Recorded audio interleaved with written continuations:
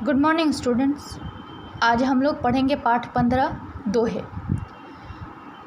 इस पाठ में विभिन्न संतों के कुछ दोहे दिए हुए हैं, प्रेरक दोहे। हर दोहा हमें एक सीख देता है जिसे अपना करके हम लोग अपने जीवन में सफलता प्राप्त कर सकते हैं। तो आइए हम लोग पहले दोहे को पढ़ते हैं। गुरु गोविंद दो खड़े काके लागू पाए, बलिहारी गुरु आपने जिन गोविंद दियो बताए। यहाँ कवि कह रहे हैं कि मेरे सामने गुरु और गोविंद यानी कि मेरे शिक्षक, मुझे सिखाने वाले और ईश्वर दोनों खड़े हैं। कवि यहाँ कश्मकश में फंसे हैं कि मैं किसका पैर छूऊं। फिर तय करते हैं कि वो अपने गुरु का पैर छुएंगे, अपने शिक्षक का पैर छुएंगे जिन्होंने उन्हें शिक्षा प्रदान की। क्यों? क्योंकि उन्होंने ही उन्हें गोविंद यानी ईश्वर के बारे में बताया, सही राह दिखाई, सही गलत में फ़र्क करना सिखाया। तो उन्होंने ईश्वर से, गोविंद से बड़ा गुरु को माना है, इसीलिए पहले गुरु का पैर छुए हैं। तो हमें जो भी जिससे भी हम लोग कुछ सीख सके वो हमारे लिए शिक्षक है और हमारे लिए आदरणीय है।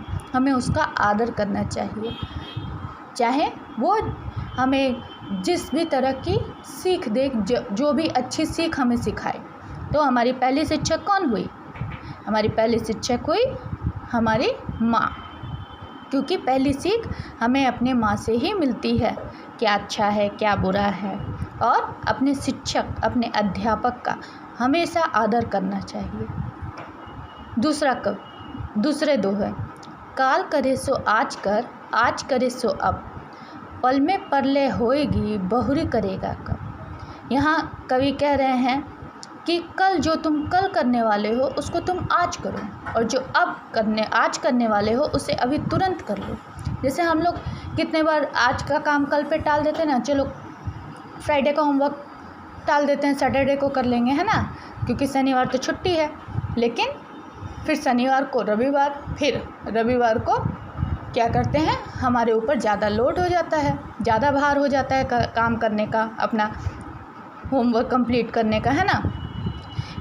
तो तब अफसोस करते हैं कि अरे हम तो पहले ही कर लेते। तो यहाँ कवि यही कह रहे हैं कि समय जो है वो बहुत मूल्यवान होता है, समय को गंवाना नहीं चाहिए। इसीलिए आज का काम आज ही कर लेना चाहिए। जो आप कल करने वाले हैं, सोच रहे हैं कल कर लेंगे, उसे आज करिए, और जो आज करने वाले हैं उसे अभी तुरंत कर लीजिए, क्योंकि पता नहीं कब परले हो जाए, कब समय बीत जाए। और कवि यहाँ कह रहे हैं कि पल में परले होएगी बहुरी करेगा कब। मतलब पल में ही, समय तो तुरंत रुकता तो नहीं है किसी के लिए, समय समाप्त होता जाता है, आगे बढ़ता जाता है। पल में सब खत्म हो जाएगा और तुम कब जगोगे, तुम सोचते ही रह जाओगे कि कल करेंगे कल करेंगे, और तुम्हारा समय बीत जाएगा।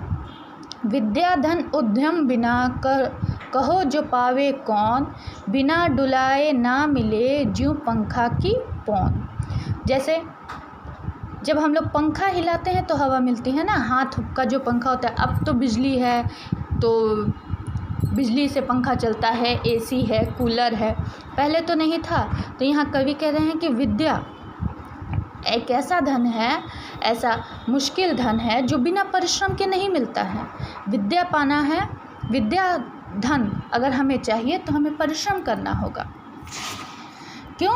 क्योंकि बिना परिश्रम के यह किसी को नहीं मिलता है। जिस तरह से पंखा को बिना हिलाए हवा नहीं मिलती है, उसी तरह से विद्या धन है जो बिना परिश्रम के, बिना मेहनत के नहीं प्राप्त होती है। करे बुराई सुख चहे कैसे पावे कोई, रोपे बिरवा आँख को आम कहाँते होई। कवि यहाँ कह रहे हैं कि अगर आप अच्छे कर्म करेंगे तभी आपको अच्छा मिलेगा। अगर आप सबकी बुराई करते रहेंगे, सब में कमी ढूंढते रहेंगे, तो आपको सुख कैसे मिलेगा? आपको भी सुख नहीं मिलेगा ना। अगर आप रोपे, मतलब आप अगर आक का पौधा लगाते, आक एक विषैला पौधा होता है, ठीक है, जो देखने में आम की तरह लगता है। तो अगर आप आक का पौधा लगाएंगे, मदार का पौधा होता है, तो अगर आप आम का पौधा लगाएंगे तो आपको आम कहाँ से मिलेगा? आप सोचेंगे कि आम इसमें फलेगा, ये खाने में मीठा लगेगा, तो मीठा तो नहीं लगेगा। अगर आप सबकी बुराई करते फिरेंगे तो आपकी कौन तारीफ़ करेगा? आप सबसे दुश्मनी मोल लेंगे तो आपसे दोस्ती कौन करेगा?